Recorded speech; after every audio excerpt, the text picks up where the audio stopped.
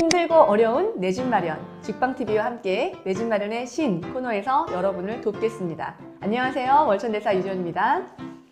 자, 오늘은요, 저번에 흑역사 얘기를 좀 해드렸잖아요. 오늘은 이제 제가 흑역사를 딛고 이제 다시 어떻게 됐는지에 대한 이야기를 차근차근 풀어보면서 여러분들과 함께 가치 투자라는 거에 대한 공감대를 한번 형성해 보고자 합니다. 자, 질문입니다. 하우스 앤 루님 2화에서 댓글 달아주셨습니다. 너무 잘 봤어요. 15년 겨울 이후 이야기 듣고 싶네요.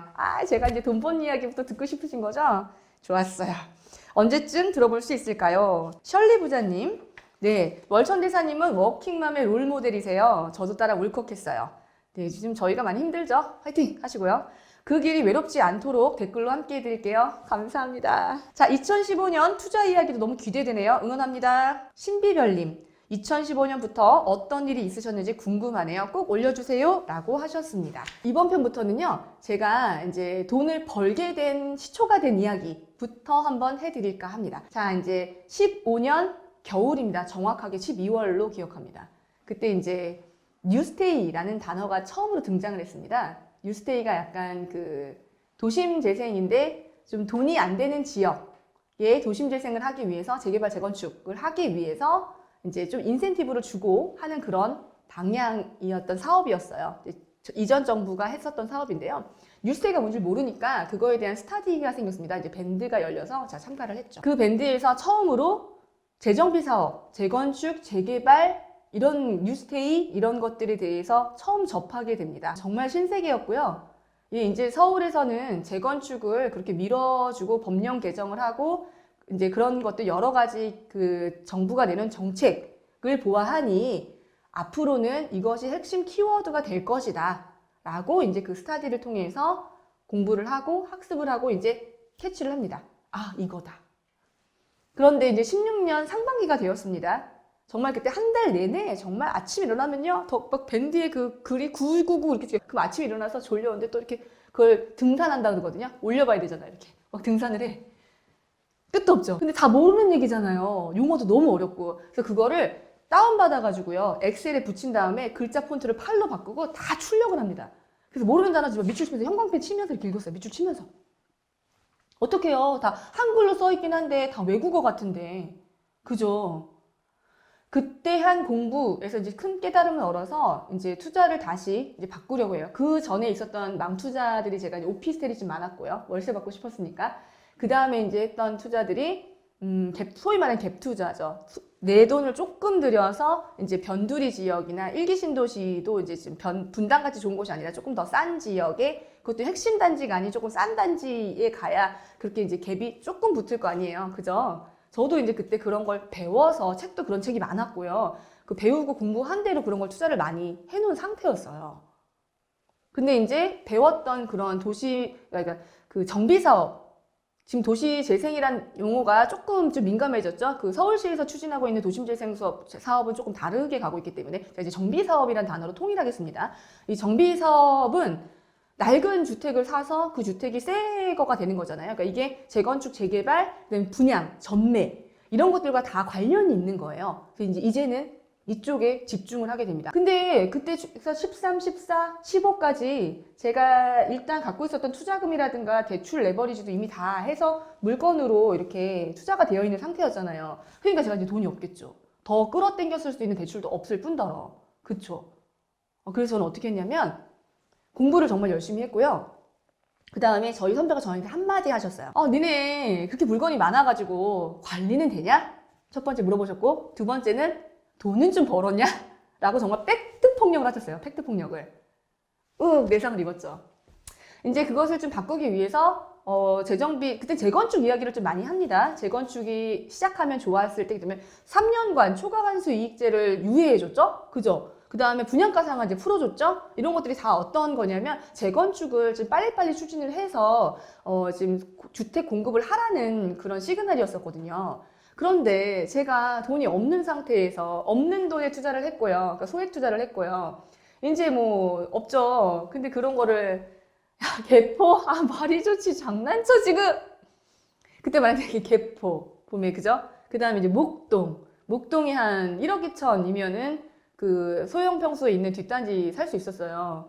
그 다음에 이제 정말 충격적인 고덕동, 지금 이제 재건축한 고덕동, 상일동역에 있는 고덕동의 그 주공들 7천에서 8천만 원 내 돈 실제 투자금 있으면 그 입주권 매수를 했거든요. 제가 7, 8천이 어디 있습니까? 당연히 이게 안 되죠.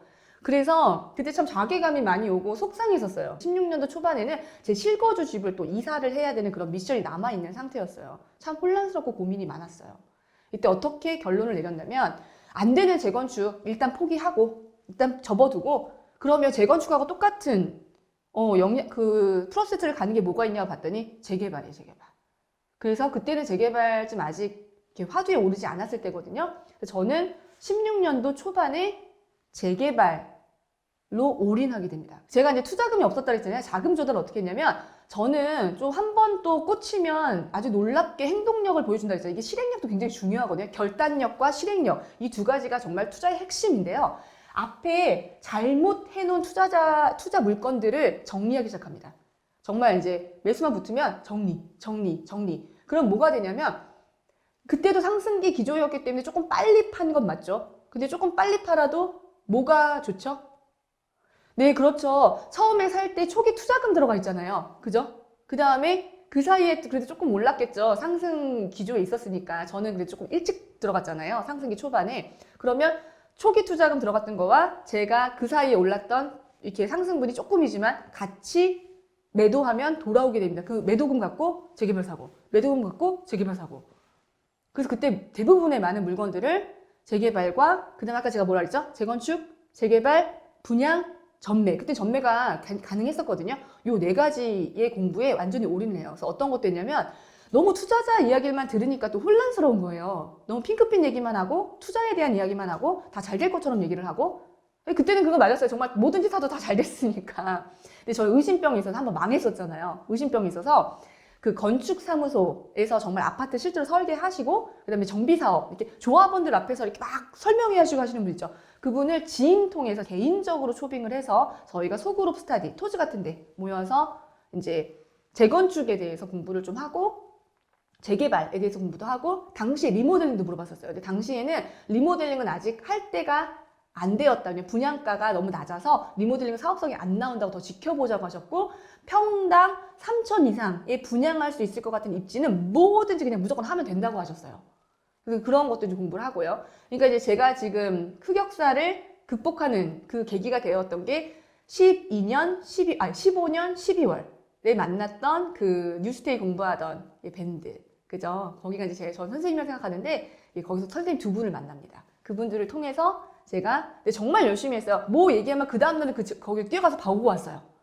뭐 오늘 뭐 얘기를 한다. 오늘 뭐 정릉골 얘기 나왔다. 정릉골 얘기 갔다 오고요. 오늘 뭐 사직 2구역 그럼 갔다 오고요. 오늘 뭐 은평구 얘기다. 그럼 그날로 갔다 왔어요. 다음날로. 처음에 흑역사가 있을 수 있어요. 처음에 들어올 때 아까 다시 시기 중요하다 했죠. 타이밍. 그 다음에 어느 지역. 그죠? 그 시기에 지역에 똑같이 타이밍과 지역에 들어왔어도 종목, 상품의 종목 이 세 가지가 중요한데 이 세 가지를 잘 볼 수 있는 분의 책을 읽거나 잘 볼 수 있는 분의 강의를 듣거나 아니면 잘 볼 수 있는 분이 지인으로 있거나 그러면 내 흑역사가 아무래도 줄어들어요. 근데 그때 당시에 자기 운이 그만큼 안 될 수도 있잖아요. 그러면 자연스럽게 처음에 좌충우돌하는 시기가 이 부동산에 처음 공부 들어오시면요. 익숙하게 되는 그 익숙한 시기가 보통 1년에서 2년이에요. 저는 빠른 편이었거든요. 내가 흔들리지 않으려면 내 스스로의 그 확신이 정말 중요하다. 그 확신을 주는 것은 공부예요. 정말 믿을 수 있는 지인, 공부를 많이 해놓은 지인이 옆에 있거나 아니면 내가 공부를 해서 따라잡거나 아니면 지인이 확신이 있더라도 내가 못 알아들으면 지인이 하는 얘기를 따라갈 수가 없어요. 이것들이 좀 중요하다는 얘기를 합니다. 자, 내 집 마련의 신 오늘 댓글창에 이야기 많이 남겨주셔가지고요.